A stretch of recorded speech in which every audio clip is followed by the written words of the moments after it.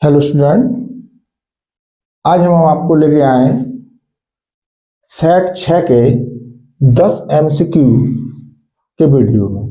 तो देखिए यहाँ पर हमारे पास 10 एमसीक्यू दे रखे हैं, बहुविकल्प प्रश्न दे रखे हैं। तो आज इनको हम सॉल्व करते हैं।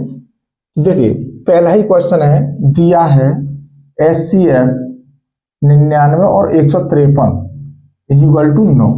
तो देखो यहाँ पर क्या दे रखा है बेटा हमारे पास, यहाँ ए और बी दिया है। देखो पहली संख्या कौन सी है बेटा हमारे पास ए, दूसरी संख्या कौन सी है बी। ठीक है, दिया है ए इज इक्वल टू 99 और बी इज इक्वल टू दे रखा है बेटा 153। और क्या दे रखा है इसका, HCF दे रखा है। HCF कितना दे रखा है, 9।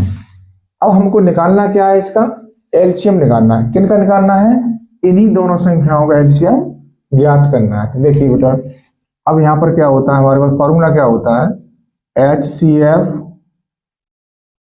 गुणा LCM is equal to a into b. अब ये तो हमें दे रखा है एलसीएम निकालना, इसको इधर ही रखेंगे। जिसको निकालना है उसे हम अपनी तरफ ही रख लेंगे। LCM is equal to a into b upon HCF। ठीक, अब ये कितना दे रखा है, 99 गुणा 153 बट्टे 9। अब 9 से हम इसे काटेंगे, 9 एकम 9, 9 एकम 9, यानी कितने बार कटा, 11 बार। तो एलसीएम हो जाएगा बेटा हमारे पास 11 गुणा 153। अब इसका हम इसमें गुणा करेंगे तो एलसीएम कितना हो जाएगा, 11 33 के 3 हासिल लगी 3, 11 5 55 और 3 58 के 8 हासिल लगी 5, 11 1 11 और 5 कितने हो गए बेटा 16। तो देखिए हमारे पास एलसीएम कितना आ गया बेटा, यहाँ पर 16 आ गया। तो देखिए यहाँ पर अब 16 83 जो है, ये ऑप्शन कौन सा मिल रहा है, पहला वाला मिल रहा है। तो ये पहला वाला ऑप्शन इसमें सही है। अब दूसरा क्वेश्चन क्या कहता है बेटा हमारे को, कि एक थैले में 3 लाल और 2 नीली गेंदें हैं। तो देखिए पहले हैं 3 लाल, तो लाल गेंद जो है वो लिखेंगे। लाल गेंद कितनी है बेटा, 3। और दूसरा दे रखा है नीली गेंद। नीली गेंद दे रखी है 2। तो कुल गेंद कितनी हो गई हमारे पास, 3 और 2 5। अब पूछा क्या गया था, इसमें पूछा है हमारे को कि थैले से यादृच्छा एक गेंद निकाली गई है, उस गेंद से नीली होने की प्रायिकता ज्ञात कीजिए। तो नीली होने की प्रायिकता निकालेंगे। नीली होने की प्रायिकता, अब हमने आपको फॉर्मूला बताया था बेटा, अनुकूल परिणाम, अनुकूल परिणाम बट्टे में कुल परिणाम।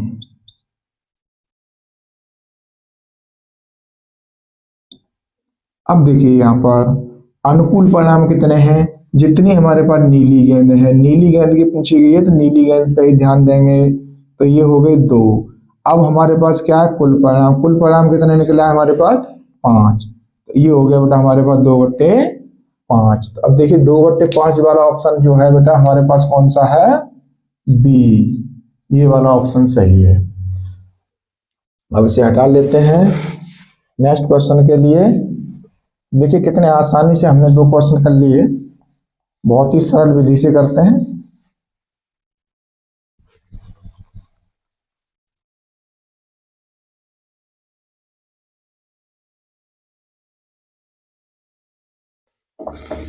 अब है बेटा हमारे पास तीसरा क्वेश्चन, इसमें कहता है निम्नलिखित सारणी का माध्यक वर्ग होगा।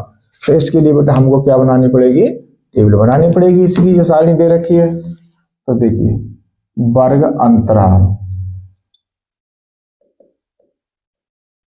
वर्ग अंतराल दे रखा है बेटा हमारे को 0 से 4,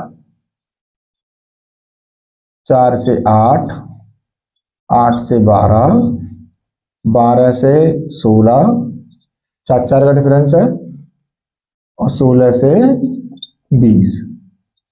अब इसमें क्या दे रखा है बेटा, बारंबारता दे रखी है। जब बारंबारता दे रखी है हमारे को तो इसे लिखें 11 21 23, 11 21, नहीं बेटा मिस्टेक हो गई इसमें, ये दे रखी है 1 5 8, 1 5 8 6 3, 6 3। अब हमें क्या निकालना है बेटा इसमें, अब हमको निकालना है इसमें संचयी बारंबारता, संचयी बारंबारता। अब संचयी बारंबारता हमें निकालनी है इसी माध्यिका के लिए, तो देखिए पहला वाला पद सेम लिखा जाएगा, यानी जैसा का तैसा लिख दो 1। अब 1 में इसकी नीचे वाली बारंबारता है दूसरे नंबर की, इसको जोड़ेंगे 1 और 5 6, 6 और 8 14, 14 और 6 20, 20 और 3 23। तो देखिए यहां पर बेटा हमारे को क्या मिला, n मिला हमारे को 23, यानी जो लास्ट में जो योग आता है यही n होता है। अब हमें क्या निकालना है यहाँ पर बेटा, n/2 निकालना है। अब n/2 कितना निकलेगा, 23/2, तो ये कितना हो गया 11 दूनी 22 और 11.5, यानी 11.5 निकला। 11.5 को हम ये देखते हैं कि कौन से वाले ऑप्शन में बेटा जा रहा है ये, तो देखिए यहाँ 11 6 से तो ज्यादा है, 14 से कम है, तो यही वाले सीध में मिलेगा बेटा। हम संचयी बारंबारता देखते हैं। अब ये देख रहे हैं कि जो 11.5 का जो आया क्या वर्ग अंतराल, अब कौन सा मिलेगा हमें, 8 से 12। तो देखिए 8 से 12 वाला जो है हमारे पास वो है सी वाला ऑप्शन, 8 से 12 वाला जो है सी वाला ऑप्शन है, तो ये सी वाला ऑप्शन हमारे पास सही है। अब इसके बाद में बेटा हमारे पास है क्वेश्चन नंबर 4, तो इसे भी देखते हैं। इसमें पूछ रहा है, इसमें सीधा सीधा हो जाएगा बेटा। देखिए हमने आपको बताया था इसमें क्या आ रहा है कि निम्नलिखित बारंबारता बंटन से बहुलक वर्ग होगा। अब हमने आपको क्या समझाया था बेटा, जिस पद की बारंबारता या जिस वर्ग अंतराल की बारंबारता सबसे अधिक होगी वही वर्ग अंतराल बहुलक वर्ग कहलाएगा। तो देखिए सबसे ज्यादा कौन सी है हमारे पास बेटा, इसमें 23 है, तो 23 का कौन सा है, 20 से 30। अब 20 से 30 कौन से वाले मिल रहा है हमको, सी वाले ऑप्शन में मिल रहा है, तो ये सी वाला ऑप्शन इसका सही होगा। अब नेक्स्ट कहता है कि किसी सिक्के को एक बार उछाला गया, उछालने पर शीर्ष, तो देखिए यहां सिक्के पर जो संभावना होती है तो वो कितनी होती है बेटा, देखिए सिक्के को एक बार उछालने पर, यहां लिखेंगे एक बार उछालने पर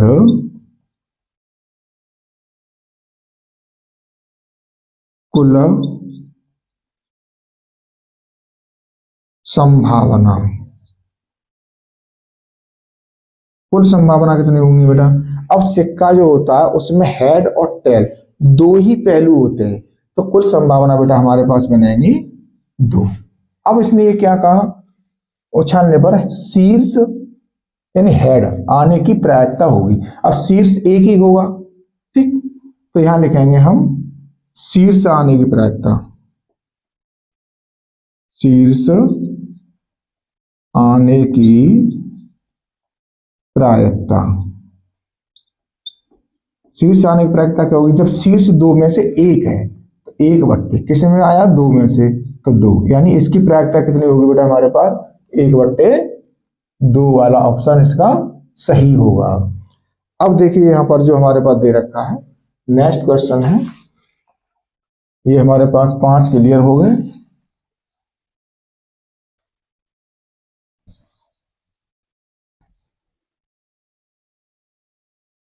अब है इसके बाद बेटा हमारे पास 6वां क्वेश्चन है। यह कहता है कि संख्या 144 के अभाज्य गुणनखंड होंगे। अब यहाँ पर बेटा 144 की बात कर रहा है, तो 144 के हम यहाँ पर क्या करेंगे, गुणनखंड काटेंगे। तो देखिए 2 से काटेंगे, 2 सत्ते 14, 2 दूनी 4, फिर 2 से काटेंगे, 2 तिया 6, 2 छिक्के 12, फिर 2 से काटेंगे यहाँ पर, 2 एकन 2, 2 अट्ठे 16, फिर 2 से काटेंगे यहाँ पर, 2 निम 18, फिर 2 3 से काटेंगे बेटा, अभी 2 से नहीं जाएगा, 3 तिया 9 और 3 एकन 3। अब यहाँ पर ये देखना है 2 2 के कितने हैं, 1 2 3 4, तो 2 2 के हैं यहाँ पर बेटा 4 गुणा, अब 3 3 के कितने हैं, 2 हैं, तो 3 गुणा 3 की पावर 2, यानी 2 की पावर 4 गुणा 3 की पावर 2 वाला ऑप्शन है बेटा, वो हमारे पास सही होगा, यानी वो मिल रहा है हमें ए वाले ऑप्शन में। ठीक, अब यहाँ पर क्या कहता है नेक्स्ट क्वेश्चन में, ये कह रहा है कि संख्या 54 और 336 का एचसीएफ होगा।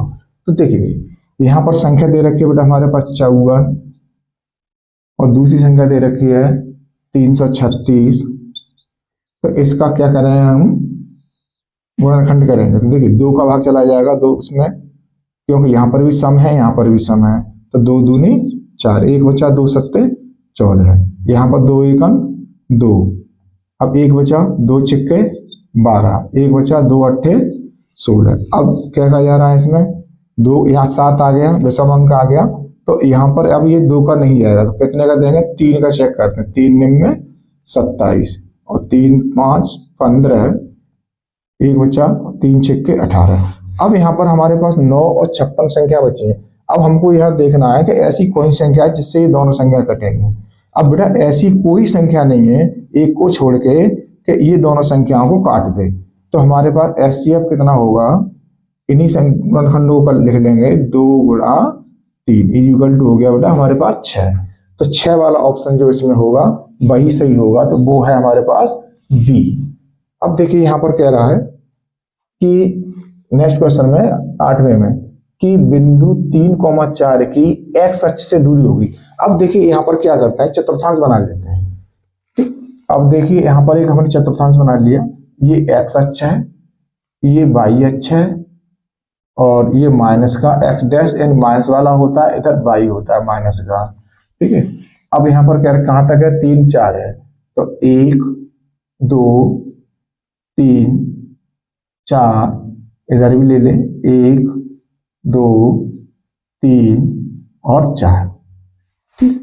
अब इसने क्या कहा कि बिंदु 3,4, 3 तो ये है बेटा हमारे पास यहाँ पर, ठीक है, और 4 बाई 4 है, तो इसी सीध में चलेंगे ऊपर के लिए, ये मिल गया हमें, यहां से डॉट डॉट करके इधर कर दिया इधर कर दिया।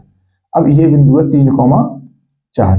अब इसने क्या कहा कि एक्स अक्ष से दूरी कितनी होगी। देखिए बेटा हमारे पास एक्स अक्ष है ये, अब यहां से ये कितनी दूर जा रहा है, तो इसमें बाई में देखो कितनी दूर जा रहा है, ये 4 जा रहा है, तो यहाँ पर जो ऑप्शन होगा ये वाला होगा 4 वाला। तो इसमें देखिए 4 कहीं दे रखा होगा, तो इसमें दे रहा 1 इकाई 2 इकाई 3 इकाई 4 इकाई, देखिए ये दे रखा है डी में, तो डी वाला ऑप्शन इसका सही निकला। तो हमारे पास देखिए 8वां हो गया, 7वां हो गया। अब हमारे पास क्या कहता है कि द्विघात समीकरण 3x² + 5x + 3 = 0 के मूल होंगे। तो इसके लिए क्या काम करेंगे, हटाएंगे बेटा, सबसे पहले स्पेस लेंगे,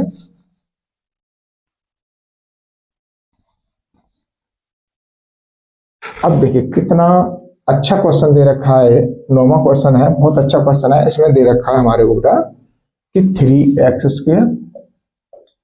+ 5x + 3 = 0।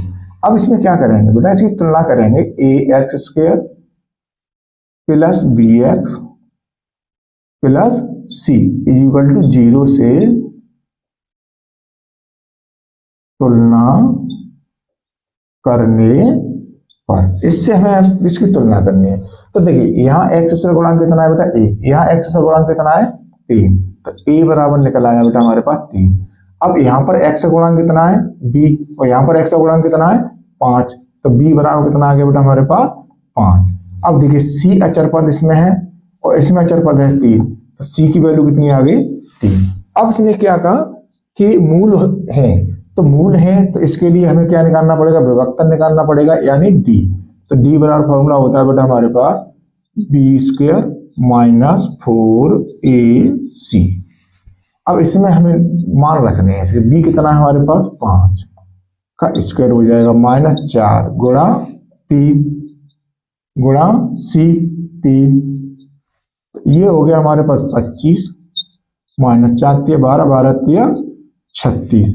अब बेटा हमारे पास डी कितना आ गया, माइनस के आ गया हमारे पास 11। अब देखिए ये जो हमारे पास माइनस का 11 आया है, तो ये मूल जो है काल्पनिक होंगे, यानी काल्पनिक का संबंध है, वास्तविक नहीं है। तो अब इसमें ऑप्शन देखते हैं कौन सा वाला है। तो देखिए यहाँ कह रहा वास्तविक, यहाँ कह रहा अवास्तविक तथा बराबर, इसमें कह रहा वास्तविक नहीं है, तो यही वाला ऑप्शन हमारे पास सही होगा। कौन सा, सी वाला ऑप्शन, इसमें मूल वास्तविक नहीं है। अब देखिए लास्ट क्वेश्चन रहेगा बेटा हमारे पास 10, बहुत अच्छा क्वेश्चन है, बहुत सरल क्वेश्चन है। कैसे करते हैं, देखिए यहां दे रखा है, दिया है x plus y is equal to 2। भाई पहले में देख क्या दे रखा है, x plus y is equal to 2, और दूसरे में क्या दे रखा है, x प्लस, ये है समीकरण नंबर 1, और x माइनस, सॉरी बेटा यहाँ माइनस है पहले वाले में, तो x minus y is equal to 2, और दूसरे वाले में भी x plus y is equal to 2 दे रखा है। यह है समीकरण नंबर 2। ठीक, तो इन दोनों समीकरणों को क्या करेंगे बेटा, हम जोड़ देंगे। यहां पर क्या करेंगे, जोड़ने पर। क्यों जोड़ेंगे, क्योंकि यहां पर y जो है माइनस का है, इसमें y प्लस का है, दोनों समान अपोजिट चिन्ह है, इन विपरीत चिन्ह है, तो ये कैसे होंगे, समान है तो कट जाएंगे।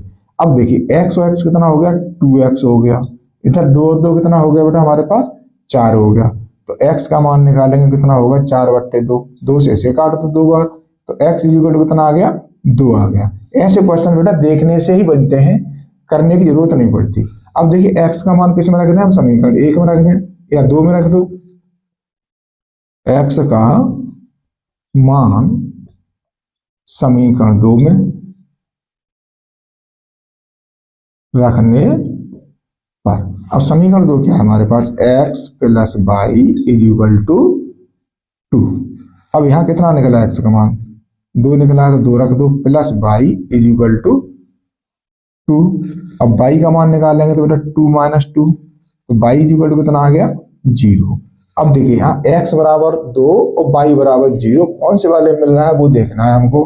तो x बराबर 2 और y बराबर 0, बेटा हमारे पास डी ऑप्शन है, इसी में हमको प्राप्त हो रहा है। तो ये हमारे पास 10 क्वेश्चन थे, 10 क्वेश्चन हमने आसानी से इनको कितने सरल तरीके से सॉल्व कर लिया है।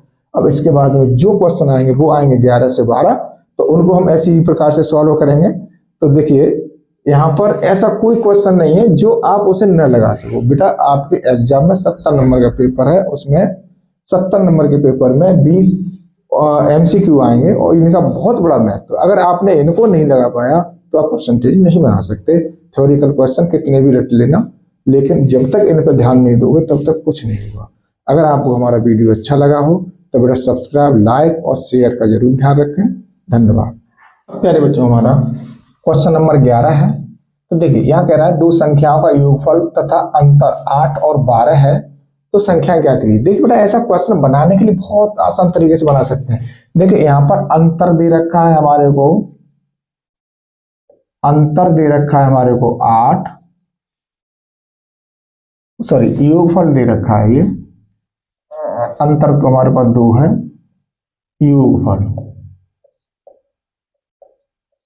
योगफल दे रखा है 8।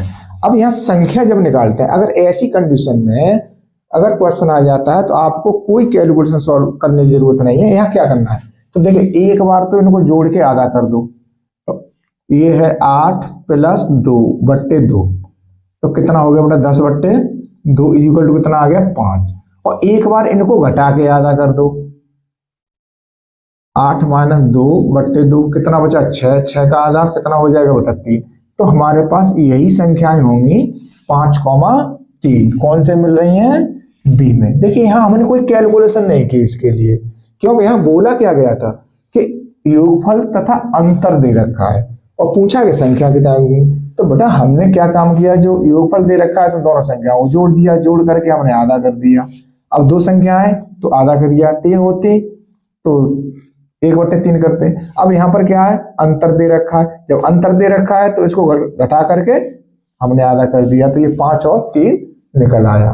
अब आगे क्या कहता है क्वेश्चन बेटा कि समांतर श्रेणी 10, 7, 4 का 20वां पद होगा। तो देखिए AP दिया है यहाँ पर हमको, AP है हमारे पास 10, 7, 4।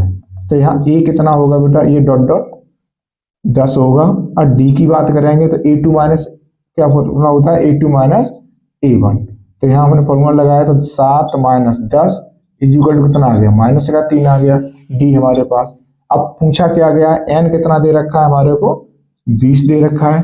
क्यों, 20वें पद की बात कर रहा है तो A20 निकालना है हमें। तो फॉर्मूला क्या होगा हमारे पास, ए की जगह कितना लगाएंगे, पहले तो यहाँ ए एन का फॉर्मूला देख लीजिए बेटा। हमारे को फॉर्मूला है A N is equal to A plus N minus 1 into D. ये इसके लिए फॉर्मूला प्रयोग किया जाएगा। अब इसमें हमारे को क्या है, ए 20 इज इक्वल टू ए कितना है हमारे पास 10 प्लस अब एन 20 माइनस 1, अब गुणा में कितना होगा बेटा, माइनस का 3 होगा जो हमारे पास डी है। तो ये हो गया 10 प्लस 20 में से 1 गया 19 गुणा माइनस का 3। तो 10 प्लस 19 दिया 57, क्या के हो जाएंगे बेटा ये हमारे पास माइनस के। तो कितना बचेगा, माइनस का 47 बचेगा। यही वाला ऑप्शन हमारे पास सही होगा। तो देखिए कौन सा वाला है हमारे पास, माइनस का 47, इसमें सी वाला ऑप्शन सही है इसमें। अब देखिए नेक्स्ट क्वेश्चन है हमारे पास,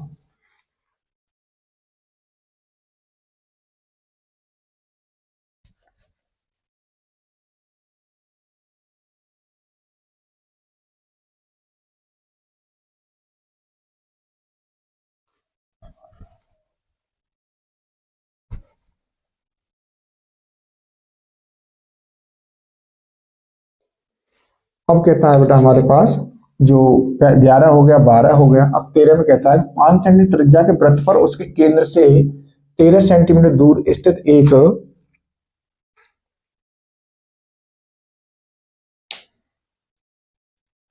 तो देखिए यहाँ कह रहा है कि 5 सेंटीमीटर त्रिज्या के वृत्त पर उसके केंद्र से 13 सेंटीमीटर दूर स्थित एक बिंदु से खींची गई स्पर्श रेखा की लंबाई क्या होगी।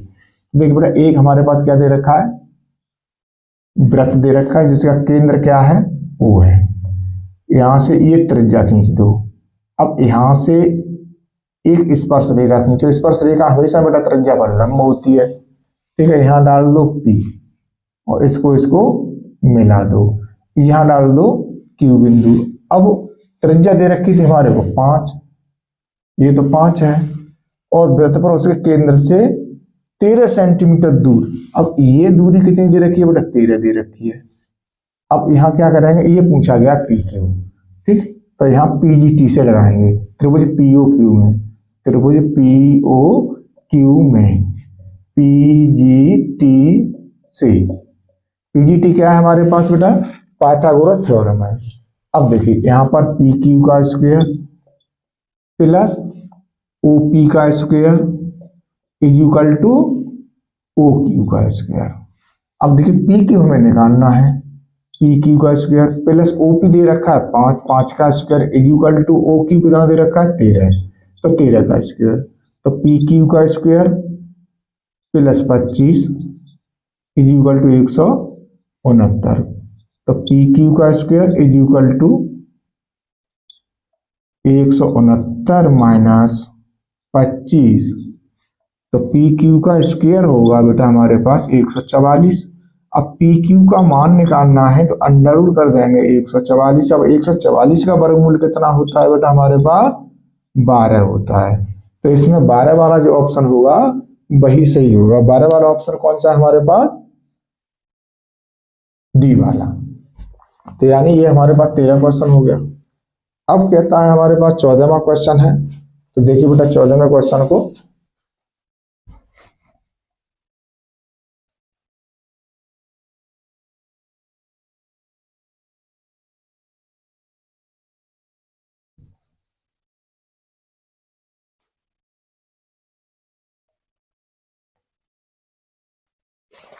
और 14वां क्वेश्चन क्या कहता है बेटा हमारे पास कि 7 सेंटीमीटर भुजा वाले दो घनों के सिरों को मिला करके, दो घनों के सिरों को मिला करके रखा गया है। प्राप्त ठोस का संपूर्ण पृष्ठीय क्षेत्रफल ज्ञात कीजिए। तो देखिए बेटा यहाँ पर क्या कह रहा है, दो घन की बात की है,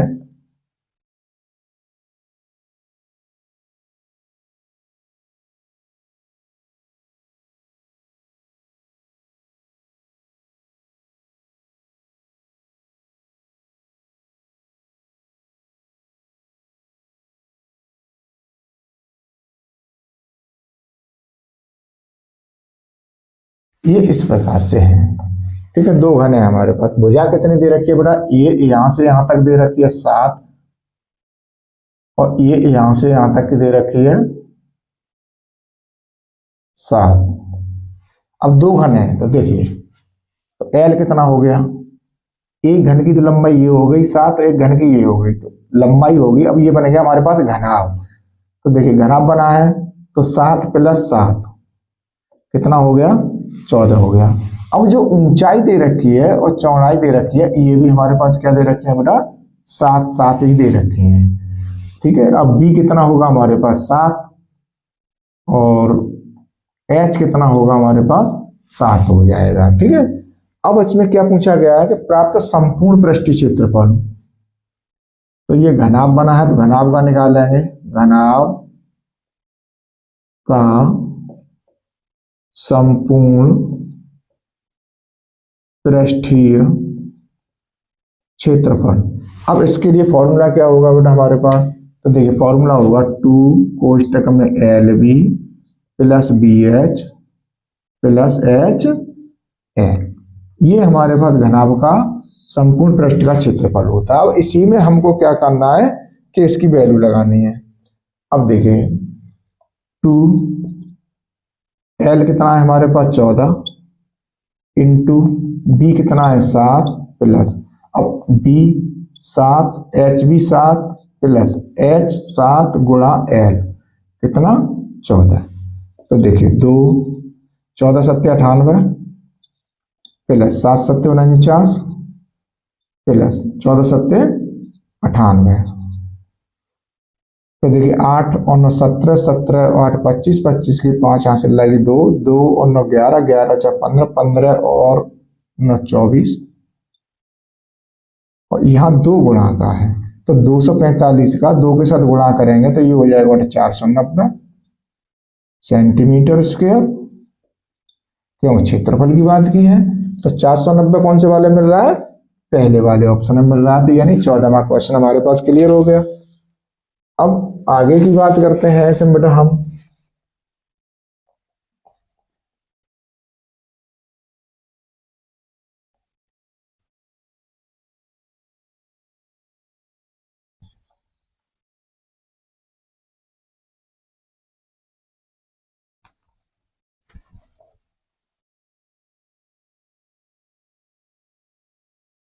अब आगे क्वेश्चन कौन सा है कि त्रिज्या 21 सेंटीमीटर वाले वृत्त का एक चाप। तो देखिए एक चाप की बात कर रहा है, एक वृत्त है हमारे पास। अब इसमें त्रिज्या कितनी है हमारे पास 21 सेंटीमीटर है, तो केंद्र है हमारे पास O।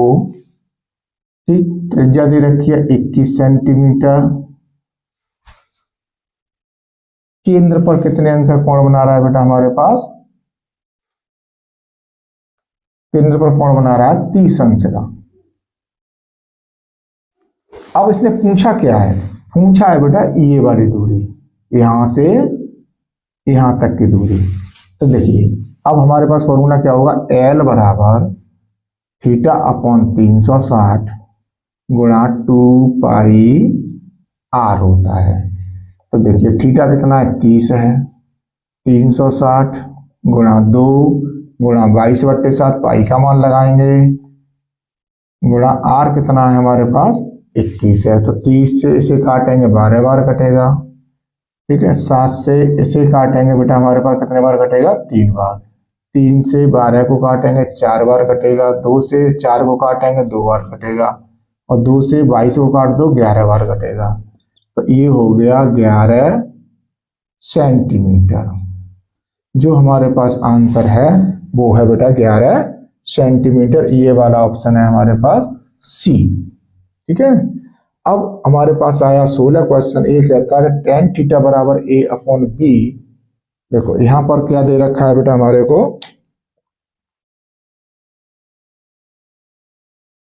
दिया है tan theta is equal to a upon b। तो b sine theta minus a cos theta upon b sine theta plus a cos theta. अब ये हमको दे रखा है, इसका मान पूछा गया, तो क्या करेंगे बेटा, अंश और हर में a cos थीटा से भाग लगा दो। बहुत सरल तरीका से करेंगे, अंश और हर में a cos थीटा से भाग देने पर, तो देखो भाग देंगे तो ये बनेगा बेटा b साइन थीटा बट्टे a cos theta minus a cos theta बट्टे a cos थीटा अपॉन में यही संख्या सेम रहेंगी, b साइन थीटा बट्टे a cos थीटा प्लस हो जाएगा, यहाँ ऊपर माइनस था यहाँ पर क्या होगा प्लस होगा, a cos थीटा बट्टे a cos थीटा। तो देखो cos थीटा से cos थीटा कट गया। अब ये क्या बन गया बेटा हमारे पास, b upon a, b upon a। अब ये साइन बट्टे कॉस क्या होता है, टेन थीटा माइनस 1 अपॉन नीचे भी होगा b बट्टे a प्लस वो b बट्टे a टेन थीटा प्लस 1। ठीक, अब यहाँ थीटा का मान लगा दो, टेन थीटा जो दे रखा है हमारे को a अपॉन b, तो इसको मान को रखेंगे तो ये हो जाएगा b upon a into a upon b minus 1 upon b upon a गुणा a अपॉन b प्लस 1। तो देखो यहाँ b से b कटा, a से a कटा, ऐसे ही नीचे कट जाएगा, तो ये क्या बचेगा 1 माइनस 1 बट्टे 1 प्लस 1। तो ऊपर क्या बचा बेटा 0, 0 बट्टे 2। इसका आंसर क्या हो गया हमारे पास, अब 0 हो जाएगा। 0 ऑप्शन कौन से वाले में मिल रहा है बेटा हमारे को, बी वाले में मिल रहा है, तो ये बी वाला हमारे पास क्वेश्चन कंप्लीट हो गया है। यानी अब देखिए बेटा क्वेश्चन नंबर है हमारे पास 17। इसमें कहता है यह 3 cot a इक्वल टू 4, तो sec a का मान क्या था। ये देखिए बेटा इस क्वेश्चन को यहाँ पहले दे रखा है, दिया है 3 cot a इक्वल टू 4, तो यहां से cot a का मान निकाल लो, cot a इक्वल टू हो जाएगा बेटा 4 अपॉन 3। अब पूछा क्या गया है, तो sec a इक्वल टू वाट यानी पूछा गया है। तो इसके दो तरीके होते हैं, या तो हम इसको समकोण त्रिभुज बना करके निकाल लें, या फिर हम इसमें सर्वसमिका का प्रयोग कर दें। तो सबसे सरल तरीका यह है कि कोण बना करके निकाल लो, त्रिभुज बना करके। तो देखिए कॉट, अब ये इसको मान लेते हैं हम थीटा कोण, ए की बात कर रहा है, तो इसे ए मान लो, इसको बी मान लो, इसको सी मान लो। अब कॉट ए बराबर क्या होता है बेटा हमारे पास आधार बट्टे कर्ण। अब जब कोण है ए तो इसके सामने भुजा लंब ये होगी, आधार ये होगी और कर्ण ये होगा। तो यहां देखिए अब क्या देखा, आधार कितना है 4, तो ये हो गया 4 और ये हो गया 3। तो पीजीटी से निकालेंगे, पीजीटी से जब हम निकालेंगे तो ये हो जाएगा ए बी का वर्ग प्लस बी सी का वर्ग इज इक्वल टू ए सी का वर्ग। अब ए बी कितना है 4, 4 का वर्ग प्लस बी सी कितना दे रखा है हमारे पास 3, 3 का वर्ग इज इक्वल टू ए सी का वर्ग। तो ये हो गया बेटा 16 प्लस 9 इज इक्वल टू ए सी का वर्ग। अब ये कितना हो गया 25 इज इक्वल टू ए सी का वर्ग। अब ए सी अगर हमें निकालना है तो ये हो गया अंडर रूट 25। अब इसका मान कितना होता है बेटा 5 होता है, तो इसको क्या लिख देंगे हम 5। अब जिस किसी का पूछा गया है बेटा उसका क्या है सेक। अब सेक क्या होता है बेटा हमारे पास कोस का उल्टा होता है, इन कर्ण बट्टे आधार। अब कर्ण कितना है बेटा हमारे पास 5 है, यानी कर्ण बट्टे आधार, तो 5/4 ये वाला ऑप्शन हमारे को इसमें मिलेगा। तो देखिए 5/4 ऑप्शन जो है हमारे पास डी वाले में यहाँ प्राप्त हो रहा है। अब ऐसा ही क्वेश्चन है हमारे पास 18वां, इसमें कहता है sin 2a is equal to, तो देखो यहां पर दे रखा है हमारे को sin 2a is equal to √3/2। अब यहां से हमें किसकी वैल्यू निकालनी है, पहले 2a की वैल्यू निकालनी है।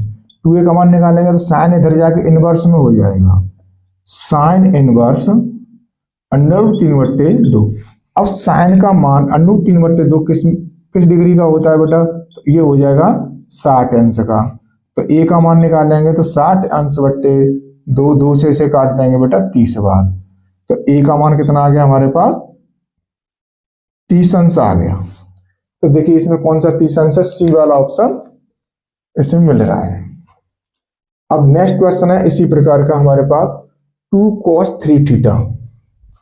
तो यहां दे रखा है बेटा हमारे को 2 cos 3 theta, 2 cos 3 theta is equal to 1। तो cos 3 theta is equal to हो जाएगा 1/2।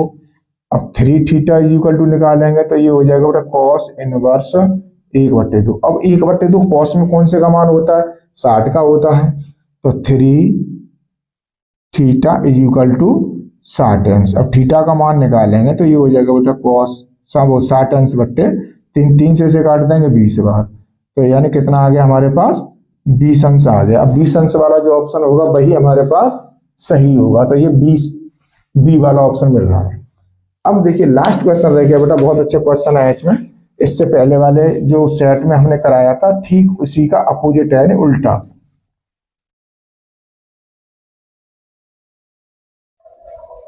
उसमें भी एमसीक्यू में ही ऐसा क्वेश्चन दिया था और इसमें भी बेटा एमसीक्यू में ही दे रखा है।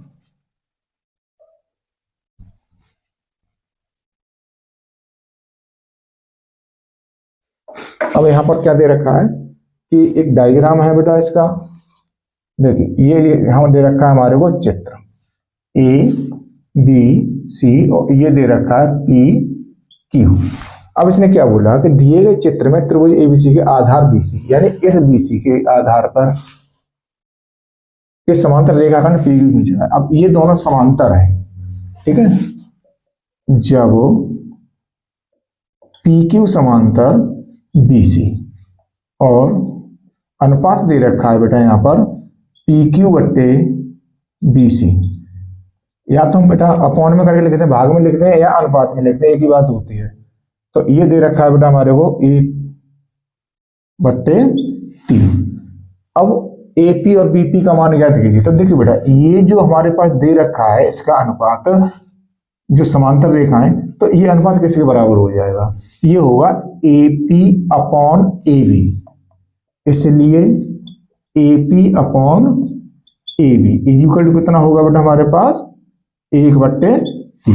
यानी एपी कितना आ गया हमारे पास 1 आ गया, एबी कितना आ गया हमारे पास 3 आ गया। अब हमको निकालना, फाइंड क्या करना है बेटा, बीपी ज्ञात करना है या पीबी। अब देखिए यहां पर एबी के मान जो है कौन सा होगा, एपी प्लस पीबी। अब एबी कितना है हमारे पास 3 है, एपी कितना है 1 है, प्लस पीबी। अब पीबी निकालेंगे यहां से तो पीबी कितना निकलेगा हमारे पास 3 - 1 को इधर लेके आ गए तो पीबी कितना हो गया हमारे पास 2। ठीक, अब अनुपात कौन सा पूछा गया था हमारे को, एपी और बीपी का। इसलिए एपी बट्टे बीपी। अब एपी कितना है 1 है, बीपी कितना है हमारे पास हमने निकाला 2, तो यानी ये कितना आ गया बेटा 1/2। हमारा जो ऑप्शन है तो ये वाला ऑप्शन होगा इसमें 1:2 वाला। ये हमारे 1/2 लिखा है भाग में, यहाँ करके लिख सकते हैं यहाँ 1/1:2। एक ही बात होती है, इसमें कोई दो राय नहीं है बेटा। तो देखिए 20 क्वेश्चन जो थे हमारे पास बहुविकल्पी के बड़े आसान तरीके से हमने सॉल्व कर लिए हैं।